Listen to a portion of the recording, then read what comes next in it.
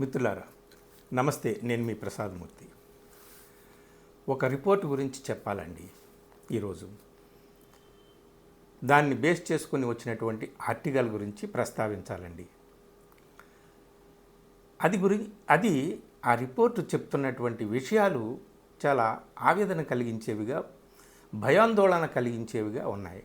దేశంలో ప్రజాస్వామ్యానికి ఎంత ముప్పు వాటిల్లింది, ఇంకెంత ప్రమాదం పొంచి ఉంది అనేటటువంటి విషయం మనకి తెలుస్తుంది. ఆ రిపోర్ట్ ఏమిటయా అంటే వెరైటీస్ ఆఫ్ డెమోక్రసీ, స్వీడన్లోని గోథెన్బర్గ్ యూనివర్సిటీకి చెందినటువంటి ఒక ఇండిపెండెంట్ రీసెర్చ్ సంస్థ. అది వెరైటీస్ ఆఫ్ డెమోక్రటిక్ ఇన్స్టిట్యూట్. ఆ ఇన్స్టిట్యూట్ 2026 రిపోర్ట్ ఇచ్చింది. ఆ రిపోర్ట్లో భారతదేశాన్ని ఎక్కడ పెట్టిందయ్యా అంటే ఎలక్టోరల్ ఆటోక్రసీ ఉన్నటువంటి దేశాల సరసన పెట్టింది. అంటే ఎన్నికలు ఉంటాయి కానీ నియంతృత్వం అమల్లో ఉంటుంది.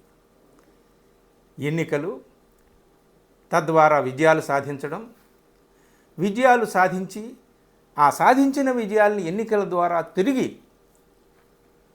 నిలబెట్టుకోవడం, అలాగే తద్వారా దేశంలో ఉనికిలో ఉన్నటువంటి ప్రజాస్వామ్యాన్ని నీరుగార్చడం, నిర్వీర్యం చేయడం, freedom of expression, free thinking, freedom of protest, వీటినన్నిటినీ కూడా అణిచివేయడం, ఇవన్నీ కూడా ఎక్కడైతే అమల్లో ఉంటాయో ఆ దేశాల్లో ఎలక్టోరల్ ఆటోక్రసీ అంటాం అన్నమాట. సో అలాంటి దేశాలు కొన్ని ఉన్నాయి. ఆ దేశాల పక్కన మన దేశాన్ని కూడా ఈ వెరైటీస్ ఆఫ్ డెమోక్రసీ రిపోర్ట్ 2026 మన దేశాన్ని కూడా అక్కడ పెట్టిందండి. అంటే ఎన్నికల్ని సజావుగా నిర్వహిస్తూ ఆ మొత్తం ఎన్నికల ప్రక్రియనంతటినీ కూడా ఏలిన వారు తమకు అనుకూలంగా మలచుకొని దేశంలో ఉన్నటువంటి ఇతర రాజ్యాంగ సంస్థలన్నింటినీ కూడా తమ గుప్పెట్లో పెట్టుకొని ఎవరికీ మాట్లాడేటటువంటి స్వేచ్ఛ లేకుండా, ఎవరికీ నిరసన వ్యక్తం చేసేటటువంటి స్వేచ్ఛ లేకుండా అణిచివేత ధోరణిని అమలు చేయడం అనేటటువంటి పద్ధతి అన్నమాట ఎలక్టోరల్ ఆటోక్రసీ అంటే. అలాంటి దేశాలు కొన్ని ఉన్నాయి. అలాంటి దేశాల్లో పెట్టిందండి ఈ రిపోర్ట్ మన దేశాన్ని. దీన్ని ఆధారంగా చేసుకొని ఒక మంచి ఆర్టికల్ వచ్చింది హిందూ పత్రికలో. Silencing academia, weakening democratic space. ఇది చూడండి, silencing academia, weakening democratic space. ఈ ఆర్టికల్ రాసినటువంటి ఆయన సిపి రాజేంద్రన్. ఈయన Jio scientist and A commentator on science and political environment and education. ఈయన అద్భుతమైనటువంటి ఈ ఆర్టికల్ రాశాడండి హిందూ పత్రికలో. ఈయన చెప్పినటువంటి దాన్ని ఇందులో మెయిన్గా ఆయన తీసుకున్నది ఏమిటయా అంటే ప్రపంచంలో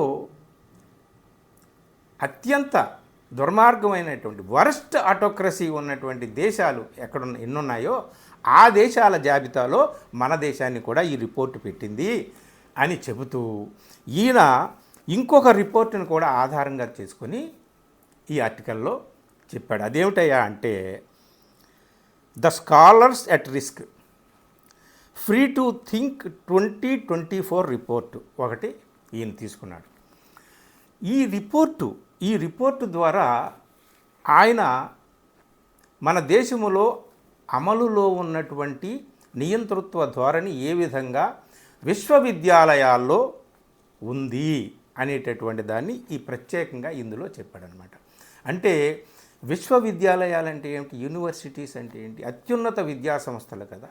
అక్కడ తయారయ్యేది కేవలం విద్యార్థులు మాత్రమే కాదు, మొత్తం దేశ భవిష్యత్తుని తమ భుజస్కంధాల మీద మోసేటటువంటి, దేశ భవిష్యత్తును తీర్చిదిద్దేటటువంటి, దేశ భవిష్యత్తుకు ఆధారభూతమైనటువంటి సమస్త అంశాలను సిద్ధం చేసేటటువంటి అద్భుతమైన యువశక్తి, మేధో సంపత్తి తయారయ్యేటటువంటి జ్ఞాన కేంద్రాలు యూనివర్సిటీస్. అలాంటి యూనివర్సిటీస్లో ఇప్పుడు ఈ ఈ డెమోక్రసీ అనేటటువంటిది పోతుంది మన దేశంలో. ఆ రిపోర్టు ద్వారా మనకి తెలిసిందనమాట. ఏ రిపోర్టు? ఇప్పుడు ఈయన ఇంకొక రిపోర్ట్ చెప్పాడు కదా, స్కాలర్స్ ఎట్ రిస్క్. వాళ్ళు తయారు చేసినటువంటి ఆ ప్రాజెక్ట్ తయారు చేసినటువంటి ఫ్రీ టు థింక్ 2024 అంటే freedom of thinking, freedom of debating, freedom of expression, ఇవన్నీ కూడా అత్యున్నత విద్యా సంస్థల్లో ఉండాలి. అవి క్రమక్రమంగా కనుమరుగైపోతున్నాయి. ఏ విధంగా? హిందూ నేషనలిస్టిక్ ఎజెండా అనేటటువంటి దాన్ని అమలు చేయడం అనే ప్రధానంగా పెట్టుకొని ఇటీవల విద్యా సంస్థల్లో, అధ్యయన కేంద్రాల్లో, అలాగే పాఠ్య ప్రణాళికల్లో అన్ని చోట్ల కూడా ఒక హిందుత్వ ఎజెండాని అమలు చేయడం వల్ల ఈ విద్యా సంస్థల్లో ఫ్రీడమ్ అనేటటువంటిది పోతుంది. విద్యా సంస్థల మీద ఉక్కుపాదం మోపతం అనేటటువంటిది జరిగింది. The message is unequivocal. ఒకటే message, the freedom to speech, to learn and to question is no longer guaranteed. ఈ రిపోర్ట్లో చెప్పింది ఏమిటంటే భారతదేశంలో విద్యా సంస్థల్లో ఇక బోధించడంలో ఉన్నటువంటి స్వేచ్ఛ, బోధనా స్వేచ్ఛ, అధ్యయన స్వేచ్ఛ, ప్రశ్నించే స్వేచ్ఛ, ఇక అన్నీ కూడా తెరమరుగైపోతాయి, దిక్కులేనివైపోతాయి అని చెప్పేసి. అలాగే ఈ వికసిత్ భారత్ శిక్షా అధిష్టాన్ బిల్ అనేటటువంటిది ఒకటి వచ్చింది కదండి, తీసుకొచ్చారు కదా. ఆ బిల్లు ద్వారా ఏం చేస్తున్నారంటే మొత్తం ఓవరాల్గా కంట్రోల్, అకాడమియాని కంట్రోల్ చేసేటటువంటి పద్ధతిని వాళ్ళు ప్రవేశపెట్టారనమాట ఆ బిల్లు ద్వారా. అంటే వాళ్ళు ఈ బిల్లు ద్వారా ఏం చేస్తున్నారు? ఆ విద్యా సంస్థలో సమస్తాన్ని కూడా కంట్రోల్ చేసేటటువంటి సిస్టమ్, మెకానిజం అంతా కూడా వాళ్ళు చేతుల్లో పెట్టుకోవడం, రాజ్యం చేతుల్లో పెట్టుకోవడం అనేటటువంటిది జరుగుతుందన్నమాట. సో ఈ విధంగా ఒక స్వేచ్ఛకి, వాక్ స్వాతంత్ర్యానికి, ఇండివిజువల్ రైట్స్కి, అలాగే నిరసన వ్యక్తం చేసేటటువంటి స్వేచ్ఛకి అన్నిటికీ కూడా అవకాశం లేకుండా చేసేటటువంటి బిల్లు అది. ఆ బిల్లు ఆ విధంగా తీసుకొచ్చారు. ఇలాంటి నిరంతరం ఈ మధ్యకాలంలో జరుగుతున్నటువంటి పరిణామ క్రమాల ద్వారా ఉన్నత విద్యా సంస్థల్లో ఏం జరుగుతుంది ఏమిటంటే, ది వైర్లో ఒక రిపోర్ట్ వచ్చిందండి. 62 అకాడమిక్స్లో 2014 నుంచి 26 మధ్యలో దాదాపు 62 ఉన్నత విద్యా సంస్థల్లో అనేక రకాల శిక్షా స్మృతిని అమలు చేశారు. అంటే చాలా యాక్షన్స్ తీసుకున్నారు 62 ఉన్నత విద్యా సంస్థల మీద. ఎందుకయ్యా అంటే వాళ్ళు స్వేచ్ఛగా తమ అభిప్రాయాలని చెప్తున్నందుకు ఆ యూనివర్సిటీస్లో వాళ్ళు ప్రొఫెసర్స్ కావచ్చు, విద్యార్థులు కావచ్చు, ఎవరైనా కావచ్చు. కాబట్టి వాళ్ళు స్వేచ్ఛగా తమ అభిప్రాయాలను వ్యక్తం చేస్తున్నారు, పొలిటికల్ అభిప్రాయాలను వ్యక్తం చేస్తున్నారు. కాబట్టి వాళ్ళ మీద పూర్తిగా అణిచివేత కార్యక్రమాన్ని అయితే మొదలుపెట్టారని చెప్పి ది వైర్లో వచ్చినటువంటి రిపోర్ట్ ఉందని చెప్పేసి దీంట్లో చెప్తున్నాడు. ఇంకొకటి ఏమిటయా అంటే ఒక సర్వీస్ రూల్స్ని ప్రవేశపెట్టారు. ఆ సర్వీస్ రూల్స్ ఎలా ఉంటుందయా అంటే ఈ అకాడమిక్స్కి సంబంధించినటువంటి స్కాలర్స్ ఎవరైనా సరే వాళ్ళు రాజ్యానికి కట్టుబానిసల్లా ఉండాలి. వాళ్ళ హృదయాలు పనిచేయకూడదు, వాళ్ళ మెదళ్ళు పనిచేయకూడదు, వాళ్ళు స్టేట్కి బానిసలుగా మాత్రమే పనిచేయాలి అనేటటువంటిది. ఇది ఒక దారుణమైనటువంటి పరిస్థితి ఈ దేశంలో నెలకొంది అని చెప్తూ ఇక్కడ ఒక విషయాన్ని గుర్తు చేశారనమాట. ఇది మనకి 1979లో యునైటెడ్ నేషన్స్ ఒక ట్రీటీ అమల్లోకి తీసుకొచ్చింది. భారతదేశం కూడా ఆ ఒప్పందంలో భాగస్వామిగా అయ్యింది. అది ఏమిటయా అంటే international covenant on civil and political rights. అంటే ఈ ట్రీటీ ద్వారా ఏం జరుగుతుందా అంటే ఏ దేశంలోనైనా సరే ఆ దేశంలో ప్రజాస్వామ్యం ఉందని చెప్పుకోవచ్చు, ఎన్నికలు జరుగుతున్నాయని చెప్పుకోవచ్చు, కానీ ఆ దేశంలో నియంతృత్వం అమల్లో ఉంటే, వ్యక్తుల యొక్క హక్కులు హరించబడుతూ ఉంటే, అణిచివేయబడుతూ ఉంటే, ఆ వ్యక్తులు ఆ దేశంలో న్యాయం దక్కకపోతే ఇంటర్నేషనల్ కోర్ట్స్కి వెళ్ళొచ్చు, ఐక్యరాజ్య సమితికి వెళ్ళొచ్చు. అట్లాంటిదన్నమాట. 79లోనే వచ్చింది ఆ ట్రీటీ. మన భారతదేశం కూడా అందులో భాగమై ఉంది. కానీ ఒక ఫస్ట్ ఆప్షనల్ అని అంటాం, ఫస్ట్ ఆప్షనల్ ప్రోటోకాల్ ఒకటి ఉందండి. దాంట్లో మాత్రం మన వాళ్ళు సైన్ చేయలేదంట. ఆ ప్రోటోకాల్లో ఎందుకు సైన్ చేయలేదే అంటే, ఆ సైన్ చేస్తే మన దేశంలో మన ఉన్నత న్యాయస్థానాల్లో న్యాయం దక్కకపోతే ఇంటర్నేషనల్ కోర్టులకు వెళ్ళి న్యాయం దక్కించుకునేటటువంటి ప్రయత్నం ఎవరైనా చేయొచ్చు. కానీ అలా ప్రయత్నం ఇక్కడ ఉన్న వాళ్ళు ఎవరు చేయడానికి వీలు లేకుండా మన దేశం ఆ ఆప్షనల్ ప్రోటోకాల్ ఏదైతే ఉందో, ఫస్ట్ ఆప్షనల్ ప్రోటోకాల్, దాంట్లో సైన్ చేయడానికి రిజెక్ట్ చేసింది.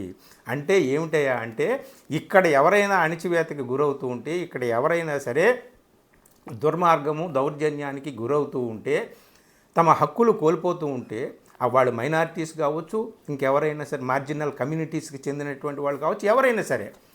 సో ఇక్కడ న్యాయం దక్కకపోతే ప్రపంచంలోకి బయటకు వెళ్ళి న్యాయం కోసం అడుక్కునేటటువంటి అవకాశం లేకుండా చేశారనమాట.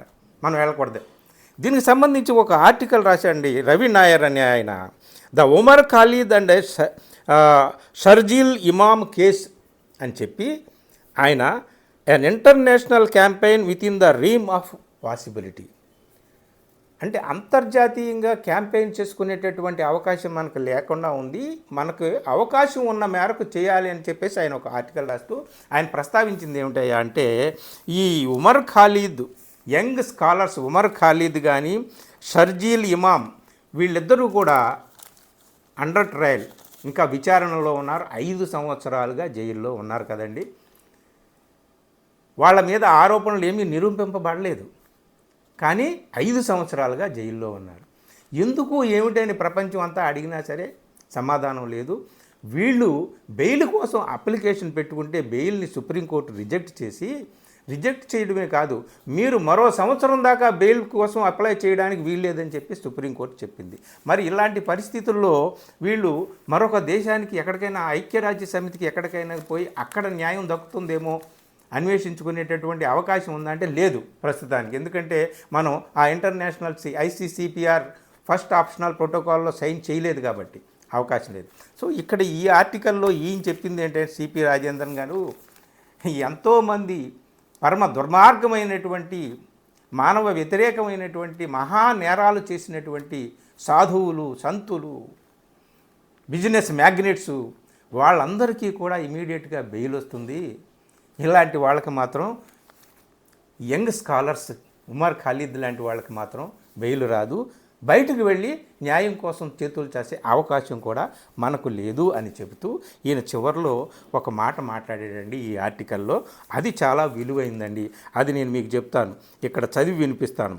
ఇది డిక్లైన్డ్ అంటే విద్యా సంస్థల్లో ఫ్రీడమ్ ఆఫ్ స్పీచ్, మాట్లాడే స్వేచ్ఛ, నిరసించే స్వేచ్ఛ, ప్రశ్నించే స్వేచ్ఛ, ఇవన్నీ కూడా లేకపోతే అది క్రమక్రమంగా దేశంలో ఉన్నటువంటి ప్రజాస్వామ్యాన్ని సొనగ తినేస్తుంది, కుప్పకూలిపోతుంది. అంటే విద్యా సంస్థలే పట్టుకొమ్మలు కదా దేశానికి, అలాంటి విద్యా సంస్థలే కట్టుబానిసలుగా మారిపోతే ఇక ప్రజాస్వామ్యం ఎలా బతుకుతుంది? అదే ఈ చివరిలో ఈయన చెప్తున్నది ఏమిటయా అంటే, the decline documented in the academic freedom index is a measure of the health of Indian democracy it self. చూసారా, ఈ ఫ్రీడమ్ ఇండెక్స్లో భారతదేశం దిగజారినటువంటి స్థితిలో ఉండడం అనేటటువంటిది మనకి ఏం తెలియచేస్తుందయా అంటే, ఈ దేశంలో డెమోక్రసీ అనేటటువంటిది ఎంత ఆరోగ్యంగా ఉందో మనకు తెలియచేస్తుంది. When scholars, activists and students are silenced, when dissent is criminalized, and when political interests capture academic institutions, the foundation upon which democratic accountability rests is systematically dismantled brick by brick, case by case, silence by silence. ఇదండి, మీరు ఆలోచించే యువ మేధావుల్ని, అలాగే కార్యకర్తల్ని, అలాగే విద్యార్థుల్ని అందరినీ కూడా వాళ్ళ నోళ్ళు నొక్కేస్తే, వాళ్ళని ప్రశ్నించినందుకు వాళ్ళని నేరస్తులుగా చిత్రీకరిస్తే, మొత్తం రాజకీయ ప్రయోజనాలే అన్ని ప్రయోజనాల్ని కూడా అణిచివేస్తే చివరికి ఇన్స్టిట్యూషన్స్, అకాడమిక్ ఇన్స్టిట్యూషన్స్ మీద కూడా ఉక్కు పాదాలు మోపితే ఏమవుతుందాయా అంటే, ఈ పునాది ప్రజాస్వామ్యం ఏ పునాది మీద అయితే నిలిచి ఉందో ఆ పునాది ఇటుక రాలిపోయి కుప్ప కూలిపోతుంది నిశ్శబ్దంగా అని చెప్పాడండి ఈ ఆర్టికల్లో. Silencing academia, weakening democratic space. ఇది మిత్రులారా, ఒక పక్కనేమో ఏలినవారు భారతీయ జనతా పార్టీ వారు ఎన్నికల్లో నిరంతరం విజయాలు వరుస పరంపర సాధించుకుంటూ వెళ్తున్నారు. మరో పక్కన ఇన్స్టిట్యూషన్స్ రాజ్యాంగం చూస్తుంటే, ప్రజాస్వామ్యం చూస్తుంటే, రాజ్యాంగపు ఇన్స్టిట్యూషన్స్ ఏవైతే ఉన్నాయో, రాజ్యాంగ సంస్థలు ఏవైతే ఉన్నాయో, ఇవన్నీ కూడా ఇంత నిర్వీర్యం అయిపోతూ ఉంటుంటే, ప్రపంచంలో ఉన్నటువంటి ఉన్నత ఇండిపెండెంట్ సంస్థలు ఇస్తున్నటువంటి రిపోర్టు ప్రకారం భారతదేశంలో అత్యున్నత ప్రజాస్వామ్య వ్యవస్థ ఎంత కుప్ప కూలిపోతూ ఉందో అని చెబుతూ ఉంటే మనం దీన్నేమనుకోవాలి? వాళ్ళు ఎన్నికల్లో విజయాలు సాధ్యం. అందుకనే ఎలక్టోరల్ ఆటోక్రసీ అనేటటువంటి జాబితాలో ఎన్నికలు జరుగుతూనే ఉంటాయి, నియంతృత్వం తన పని తాను చేసుకుంటూనే వెళ్తుంది. అలాంటి దేశాల్లో ఇంకా వరస్ట్ దేశాల పక్కన మన దేశాన్ని పెట్టారండి ఈ రిపోర్ట్స్ అన్నింటిలో. దానికి సంబంధించి నిన్న హిందూ పేపర్లో ఈ అద్భుతమైన ఆర్టికల్ వచ్చింది. మీరు తప్పనిసరిగా చాలా విషయాలు ఉన్నాయి ఇందులో, మీరు చదివి విషయాలన్నీ తెలుసుకోండి. ఎన్నికల్లో విజయాలు కాదురా నాయనా, మన కళ్ళ ముందు ఉన్నటువంటి సత్యాలు చూడండి రా నాయనా అని చెప్తున్నాయన్నమాట ఈ రిపోర్ట్స్. Thank you.